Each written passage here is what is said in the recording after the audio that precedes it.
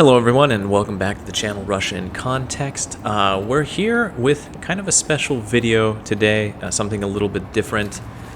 The footage that you are seeing was shot today, the 24th of June, on a walk around the center of Moscow. So for people who just like to look at the city, I go ahead, just enjoy the video for what it is. But the reason I decided to film this today is so that you could actually see what was happening in the city today. Obviously, the last 24 hours have been just a tad bit interesting here in Russia. For those of you who don't know, there was a little bit of what may have been called a mutiny or an armed rebellion or an insurrection, mятеж in Russian.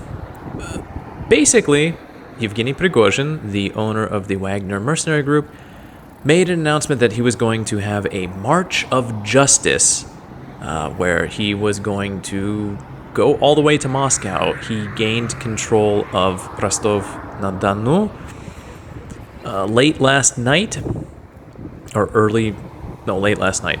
And then throughout the day, his convoy, his column of military vehicles and soldiers advanced further northward towards Moscow. One of the reasons I'm making this video too is because I have noticed that a lot of the English language YouTube channels, as in basically all of them, have failed to comment on this in any way. English language channels about Russia by Westerners in, Russia. Make of that what you will, but a lot of the other channels have just sort of ignored this topic for whatever reason, which is kind of odd because it's kind of a big deal. What I'm going to be doing is this is largely off script. I'm just going to give a rundown of how things were here in the last 24 hours so that those of you watching this or listening outside of Russia can have a better understanding of what it was actually like here. It all began yesterday, the 23rd of June, in the evening, around 9 or 9:30, when Yevgeny Prigozhin blamed the Ministry of Defense for launching a rocket at Wagner positions. He then demanded that Shoigu be sort of brought to justice, ultimately, and then claimed that Shoigu actually fled from Rostov-on-the-Don. The Ministry of Defense, of course, denied Prigozhin's claims.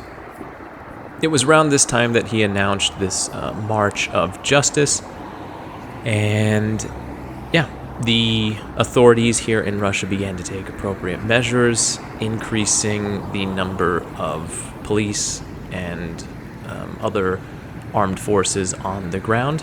In fact, one of the things that people first noticed was that a lot of military vehicles began to be noticed in the streets, especially in Rostov-on-the-Don, although even here in Moscow, late at night, there were videos of armored personnel carriers sort of driving around on the embankments in the center of the city. Things actually started to get interesting around 1 o'clock at night yesterday. That was when they made an announcement that there would be a special news report, and at around 1:30, it came out on the first channel, which is like the main Russian channel. The news report basically didn't state anything new, but it did say, just repeated that all of Prigozhin's claims about the Ministry of Defense attacking were patently false. The TV host also mentioned that there was going to be a court proceeding started against Prigozhin for obvious reasons, sort of the calling for armed resistance to the Russian military, and also that Putin had been informed of everything that was going on. Personally, it wasn't long after this that I went to sleep. I mean, I kind of kept scrolling for a little bit, but not much else happened. When I woke up in the morning, though, it was to the news that Rostov had already kind of been taken over by Wagner forces, that they were in control of the city, and that Prigozhin was basically demanding he be given Shoigu. It was honestly kind of amazing to watch some social media too in the morning, because there were people obviously on Friday evening who did not follow the news for the evening because it's Friday evening. Why would you? And clearly they were a bit taken aback by the information when they saw what had transpired in like the last 12 hours from when they last checked the news. But yeah, for those who do not go to bed early and who had been keeping tabs on the situation and the news into the late hours of Friday, what was happening on Saturday morning or today was not a huge surprise. That said, when everybody woke up and got geared up, boy, that was when theorizing started, and it came in from all directions, although there were a lot of similarities between them. So I am going to talk about a few things that people were discussing during the day. Sort of keep in mind that these are not my theories. These are theories from like people such as Strelkov or Girkin, as a lot of people might know him, and other sort of military experts. But a lot of people were pointing out that the whole situation with Wagner and how quickly they were able to move seemed a little bit suspicious. Maybe suspicious is not the right word, but that ultimately it seemed to be moving very, very quickly, which made it seem as though that they had planned this in advance, or that they had already had discussions with people here inside of Russia that were kind of helping them along. We'll probably never know. It's probably not that important. But yeah, there were a lot of people who thought that this was some sort of secret plan to cause a coup. Now, I do want to bring up that word coup because I did see that used a lot in the English language press I saw around this. Ultimately, this would not have been a coup, if that's even what it was, and it wasn't. But the reason for that is that a coup, generally speaking, is organized by a group of individuals close to the center of power who then try to remove the acting figure and take power for themselves. Whereas Prigozhin, as somebody who is not close to the centers of power and is more of a military figure, this would maybe be closer to like a junta, something that we have seen in the past in Central and South America. Then in the afternoon, people's attention perked again by a mysterious plane leaving from Vnukovo. It's a plane that has been used by President Putin in the past, and shortly after it took off, it started heading north in the direction of St. Petersburg or Valdai. Then its sort of locators or transponders or whatever they're called, they were switched off, which is, kind of suspicious. So this was around the same time that news reports were talking about how Putin was still in Moscow. But then this other news about this airplane broke, and so people began to suspect that maybe he had left. Again, not that it makes a difference, but in the heat of the moment, people were looking at what was going on, and they saw this column of Wagner soldiers slowly approaching Moscow, and then sort of information floating around Telegram channels that President Putin had fled, right?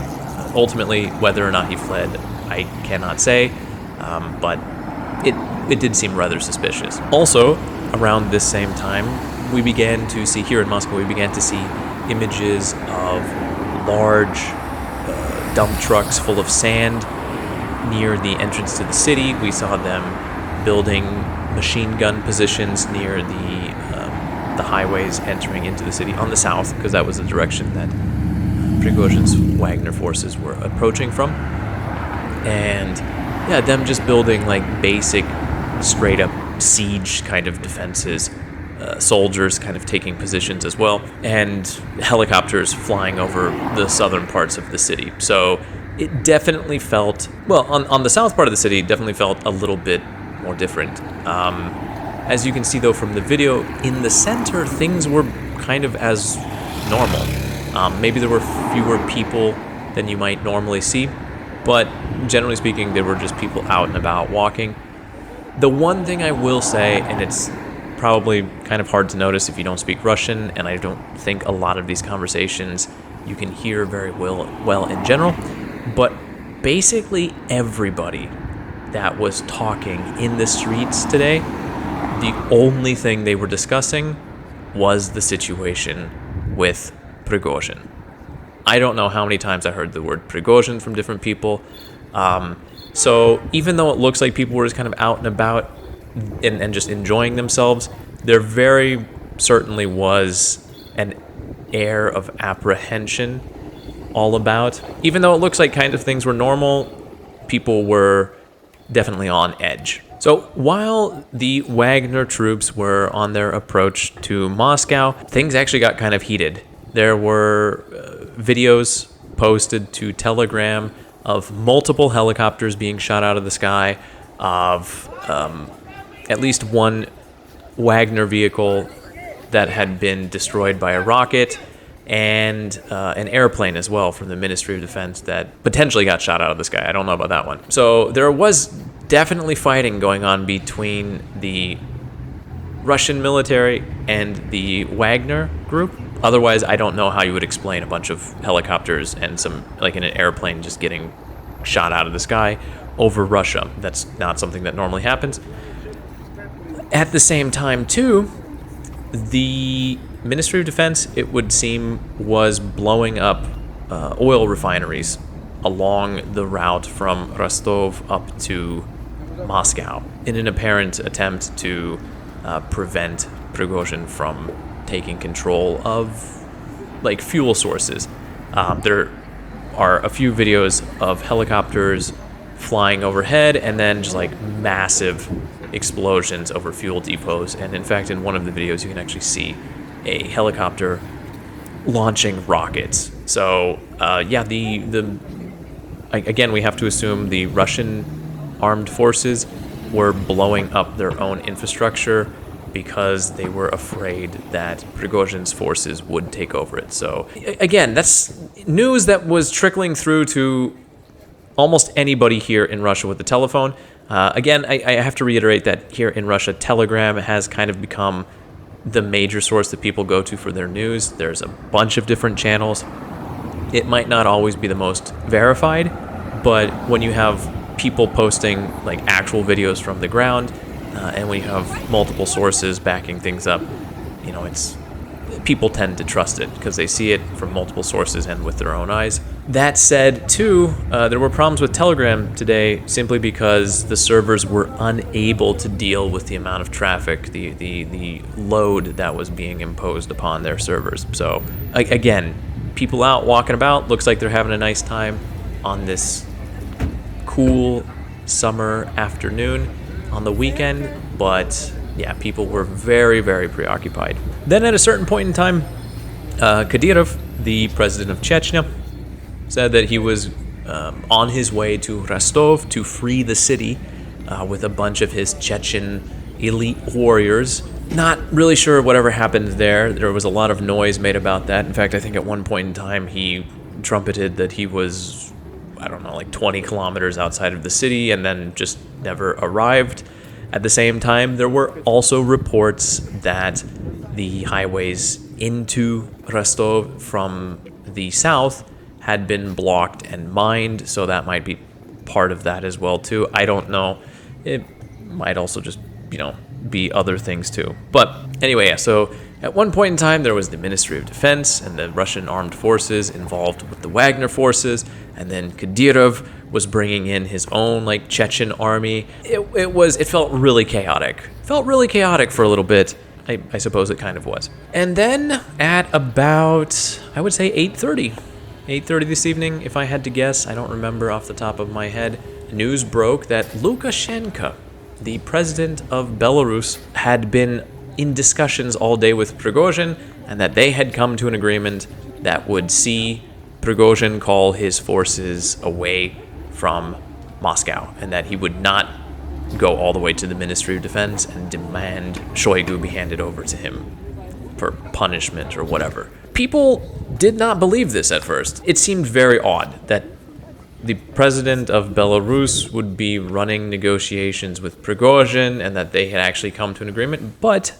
shortly after the news of that broke, Prigozhin on his Telegram channel released an audio statement that said that sort of their goals had been reached and that they were turning around and that they were going to be headed back to their encampment. And then, the forces pulled back away from Moscow. They, according to some sources, They were within 200 kilometers of Moscow at one point in time, within the Moscow Oblast. So within probably 2 hours, they would have been in the city if they had continued advancing. And then, yeah, now they're just sort of packing up from Rostov, and everybody's going home, I guess.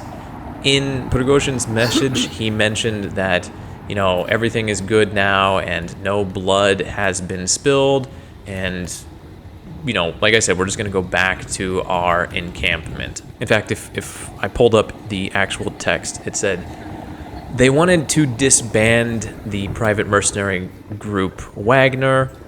We set out on the 23rd of June for a march of justice. Within a day, we traveled to within 200 kilometers of Moscow. In that span of time, we didn't spill a single drop of blood of our soldiers, of our fighters. Now the time has come when blood can be spilled.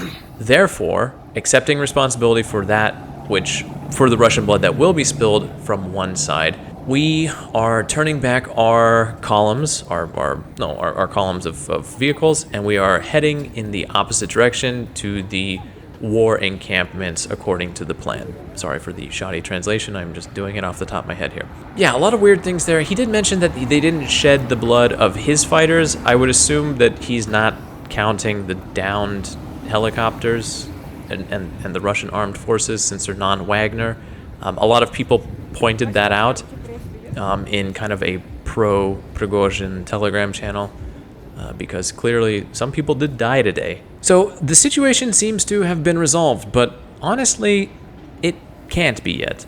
Even though the military vehicles and whatnot are all being pulled out of Moscow, even though Wagner is retreating back to, I would assume, the Donetsk or Lugansk Oblast, the situation is far from clear.